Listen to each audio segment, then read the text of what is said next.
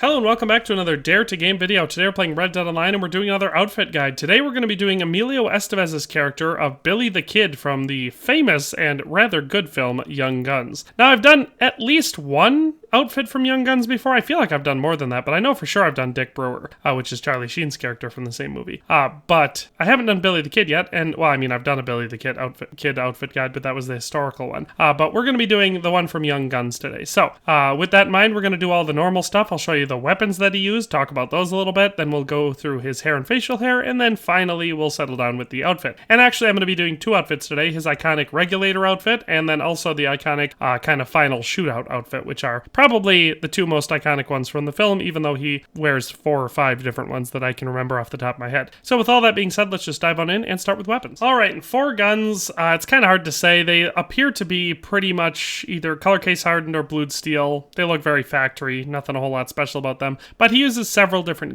guns throughout the film, and all of them are going to be most closely imitated with our Cattleman revolver here. So what I've got in front of you right now is a short barrel, improved rifling, improved sights, ebony grips, no carving, no engraving, all brown steel. It's a very, very easy way to get a pretty much all the way around factory look for your gun. The only thing I sometimes will swap out is I'll sometimes do things like this, where I swap out the frame for blackened steel, or sometimes I'll do that but flipped around and sort of do all brown steel with a blackened cylinder. Whatever the case may be, you know, like I said, you just use the more basic colors. You could do all blued steel for all it matters. You're going to come out with a very similar looking color factory sort of revolver. But in any case, as far as guns that Emilio Estevez uses throughout the movie, at the very beginning of the movie, I think the very first gun you ever see him with is a Colt single-action army revolver, which he uses for a long time paired with another gun, which is a Thunderer. And now in real life, Billy the Kid used a Colt, I believe the 1878 was the model for the Thunderer. It was a double-action revolver that looked a lot like the single-action army revolver, except it was double-action, so it worked. You could fire it either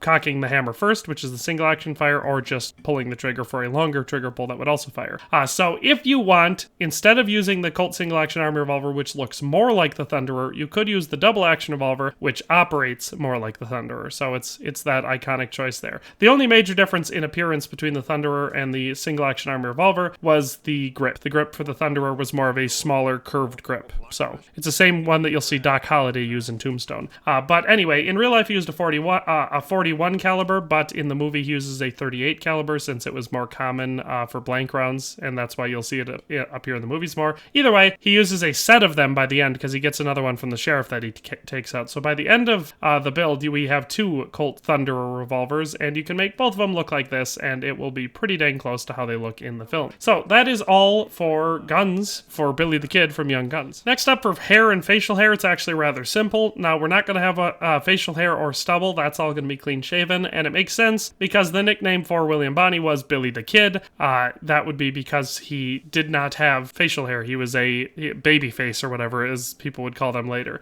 It was part of his identity, so we're not going to have facial hair or stubble. For the hair, we're going to go with the thick center parted because that's what Emilio Estevez's looks most like in the film, and it's a very light blondish, yellowish color, and so we're going to go with the 10th variant for that. And that is actually all there is to his hair and facial hair. Now, in the film, his is a tiny bit longer than this, but I think out of all the options available in the game, this one is the best one. So that is it for hair and facial hair. Alright, and since we're doing 2 outfits for this one, I'm not going to spend a ton of time talking about each individual clothing piece. I will just show them to you. So this is our first outfit. That's the more iconic regulator outfit that he wears. It was also used for cover art for the film. So this is the first one we'll go through. So we'll start it off with the hat. Now the hat I chose to use is the Zapatero hat. The reason I chose to use this one is because it matches the one he wears from the film almost perfectly. And so if you have this one, it's by far the best option. You get this one with the Zapatero outfit, which is Javier's outfit from the single player game. I believe you can buy it from Madame Nazar. If you do not have this or can't get this hat, the next best option is probably this first variant of the Gatlinburg hat. It doesn't quite match the color or style, but it's probably the next closest. So that's it for hats. For the coat, the third variant of the Duster coat is pretty dang close in style and color. It's a little bit shorter than the one he wears in the film, but, you know, that's also exacerbated by the fact that Emilio Estevez Estevez is not that large of a guy. So,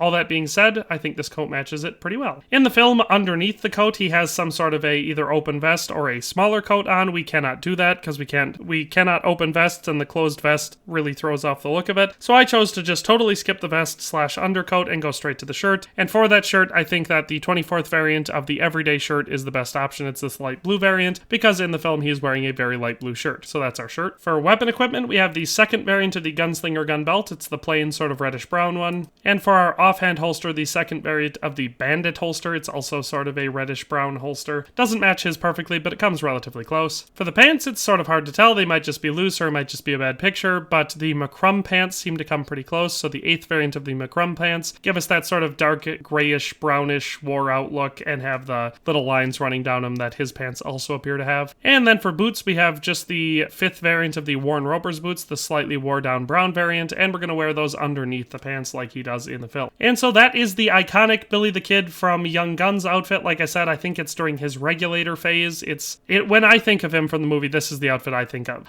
So that is our first outfit. Now for a bonus round, we're going to go through his final gunfight, the last shootout, or that really big famous one. I don't want to spoil the movie because it's a great movie and I definitely recommend watching it, but if you've seen the movie, you'll know the outfit when I put it on. And so here we have that outfit, and so there's no hat. You can see it's kind of like he's half dressed, but this actually matches the outfit pretty dang well. So now I'll just go through the items that make up this outfit. Alright, and so starting us off for shirts, we have the 6th variant of the Union shirt, this clean white variant. It matches his pretty much perfectly, and all we're going to do for that is pop the collar open. And if you don't know how to do that, when you're in this screen, you would just select whatever it says for modify. If you're using a controller, it'll be X, and then you can adjust your boots, shirt sleeves, shirt collar, all that sort of stuff. We're just going to make sure that we have it open. Next, we need suspenders, and we're going to go with the 6th variant of the crossback suspenders. They match his from the film pretty much perfectly, so just plain black suspenders. For the weapon equipment, it's going to be the same, so we're going to have the 2nd variant of the gunslinger gun belt, the slightly reddish brown one, and then the 2nd variant of the bandit holster, so again, slightly reddish brown one. For our pants, we're going to be going with the padded saddle work pants. The style's a little bit off because I don't think his are two-toned or padded pants at all, but the color actually matches rather well, and the whole front of the pants also looks pretty good. So that's why I went with these ones, the 2nd variant of the padded saddle work pants, these sort of reddish brown ones with the black back. And finally, our boots are going to be the same because it doesn't make any sense for them to be different. The 5th variant of the Warren Roper's boots, once again, they're going to be underneath the pants, not on the outside. And so that is our Billy the Kid from Young Guns outfit from the final shootout scene that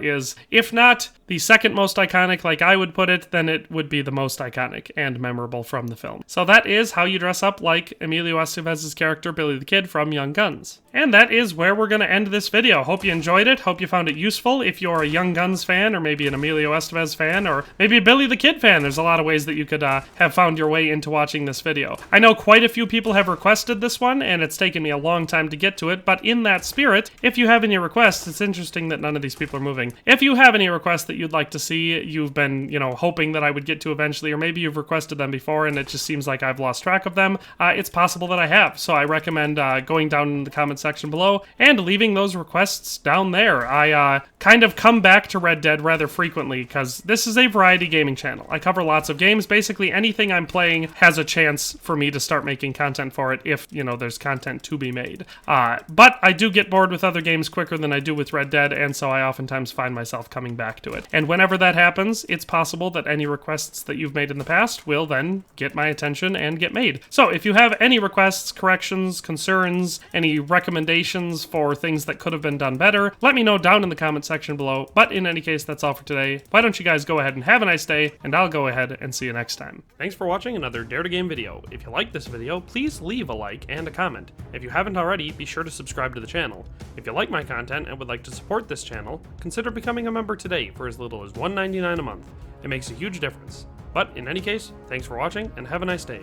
I'll see you next time.